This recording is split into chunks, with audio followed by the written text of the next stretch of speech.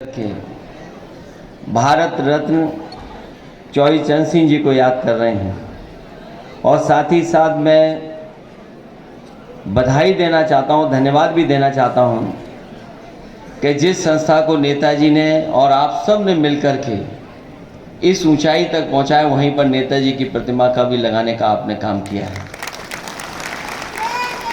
एक तो वो नेता जिनके नाम पर ये संस्था, जिनके नाम पर है चौधरी चरण सिंह जी, नेताजी ने उन्हीं के नाम से इस संस्था बनाई और यहाँ पर आज बड़े पैमाने पे बच्चे पढ़ लिख करके जा रहे हैं, अपना भविष्य बना रहे हैं।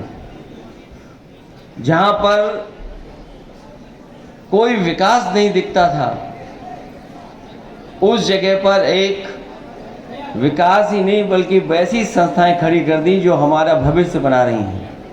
एक तरफ जो किसान नेता चौधरी चरण सिंह जी और दूसरी तरफ जिनको हम और आप लोग धरती पुत्र कहकर बुलाते हैं। दोनों नेताओं ने समय समय पर यहाँ के किसान, गरीब और जिनके पास आज़ादी के बाद जो चीज़ें पहुंच जानी चाहिए थी, नहीं पहुंची थी, उन गरीबों को लगातार जगाते रहे। देश में अगर सबसे पहले किसानों की बात अगर किसी ने की तो वो चौधरी चरण सिंह जी थे, जिन्होंने किसानों के लिए और किसानों का भविष्य कैसे बेहतर हो उसके लिए काम किया।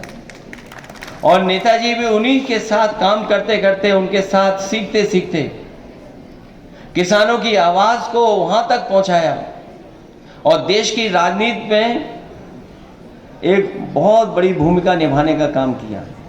यहाँ हम जितने लोग बैठे हैं सब ने नेताजी को देखा है, नेताजी को बढ़ते हुए देखा, आगे बढ़ाया उनको। ये हमारी और आपकी जिम्मेदारी बनती है कि उनकी जो समाजवादी विचारधारा की विरासत है जो हमें और आपको मिली, उसको और ऊंचाई तक हम लोग पहुंचाने का काम करें। मुझसे पहले कई वक्ताओं ने बहुत बड़ी बातें रखी हैं आपके बीच में। मैं उन सब से अपने आप को जोड़ता हुआ, आप सब जानते हैं तमाम राजनीतिक दल हैं, लेकिन इकलौती समाजवादी पार्टी वो पार्टी है जिसके नाम में ही समाजवाद है। जो प्रेम्बल में हमारा समाजवाद है वो हमारी पार्टी का नाम है। देश में कोई और दूसरा दल नहीं है। तो नेताजी ने इसी मिट्टी से उठ करके, इसी मिट्टी में जोखिम उठा करके, इसी मिट्टी में खून पसीना बहा करके इस विचारधारा को और इस पार्टी को यहाँ बनाने का काम किया। मुझे याद है पिछले चुनाव में जिस समय आह्वान हुआ कि हमारी पार्टी आगे बढ़े, मैं धन्यवाद देना चाहता हूँ उत्तर प्रदेश की जनता का, जिन्होंने समाजवादी विचारधारा को और हमारे गठबंधन को सबसे ज़्यादा वोट दे करके सबसे बड़ी पार्टी उत्तर प्रदेश में बनाने का काम किया। क्योंकि बहुत सारे हमारे कवि 1-1.5 घंटे से आगे होंगे। जब मैं आया इस हॉल में तभी मैंने देखा कि हमारे सभी कवि लोग यहाँ पर मौजूद थे, क्योंकि उनको बहुत लंबा कहना भी है। मैं इतना ही कहना चाहता हूँ कि जिन परिस्थितियों में हम और आप लोग राजनीति कर रहे हैं, हमारे आपके सामने बहुत बड़ी चुनौतियाँ हैं और ऐसी ताकत से हम लोग लड़ रहे हैं जिसके पास सब कुछ है और इतना कुछ है कि हम और आप लोग कल्पना नहीं कर सकते हैं। वो अपनी बात को सही साबित करने के लिए उन्हें अगर कुछ भी, किसी का भी सहयोग लेना पड़ेगा तो वो लेने का काम करते हैं। अभी हाल ही में आपने घटना देखी होगी, जिस समय लोकसभा में बाबा साहब भीमराव अम्बेडकर जी के सम्मान में सभी दल के लोग एक हो गए और सत्ता में जो दल है उनके होम मिनिस्टर से माफ़ी मांगना चाहते थे कि माफ़ी मांग लें। आपने वो देखा होगा टीवी पर भी कि घटना को कैसे बदला उन्होंने। शायद जो सांसद लोग चोट खाए हैं वो हमारे बड़े बड़े एक्टरों को फेल कर चुके हैं। जो हमारे फर्रुखाबाद वाले सांसद हैं वो सर्टिफिकेट वाले सांसद हैं। वो वोट वाले सांसद नहीं है, जीते नहीं है, वो सर्टिफिकेट दिया गया है। और मैंने कई मौकों पर कहा कि अगर उन्हें इलाज की ज़रूरत हो, दवाई की ज़रूरत हो, तो जो सांसद नहीं बने हैं वो एक अच्छे डॉक्टर हैं, वो फ्री इलाज करा सकते हैं उनका। जो लोग सत्ता में हैं उन्होंने घटना करा करके देखो कहां डाइवर्ट कर दिया, और एफआईआर भी दर्ज हो गई। और केवल इसलिए क्या, क्योंकि उनके पास तमाम लोगों का साथ है।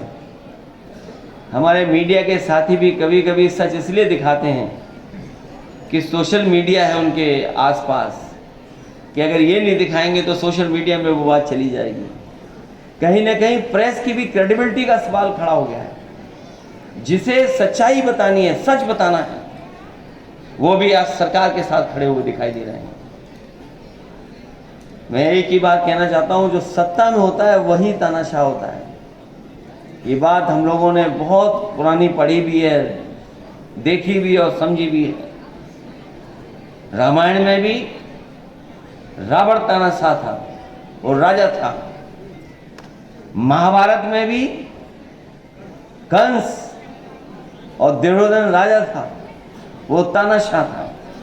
हम लोगों ने रामायण में भी पढ़ा है, महाभारत में भी पढ़ा है कि तानाशाह बहुत दिनों तक सत्ता में नहीं रह सकता है। अंततः तानाशाह को जाना ही पड़ता है। जो तानाशाह सरकार में आज बैठे हैं, हो सकता है उन्हें लगता हो कि सरकार उनकी चलती रहेगी, लेकिन जनता भी देख रही है और समझ रही है। अभी तो लोकसभा में हिसाब किताब किया है, अभी जब विधानसभा का चुनाव आएगा तो न जाने कौन सा परिणाम आएगा, उनका पता ही नहीं लगेगा। इसलिए मैं आप सबका धन्यवाद देता हूं, क्योंकि कवि लोग बैठे हैं, उन्हें भी अपनी बात रखनी है। बहुत ही प्रतिष्ठित, सम्मानित और न केवल भारत के बल्कि दुनिया में इन कवियों का नाम है। ऐसे कवि आए हैं, मैं उनका स्वागत करता हूं। साथ ही साथ यहाँ पर जितने भी समाजवादी साथी हैं उनका धन्यवाद देता हूं।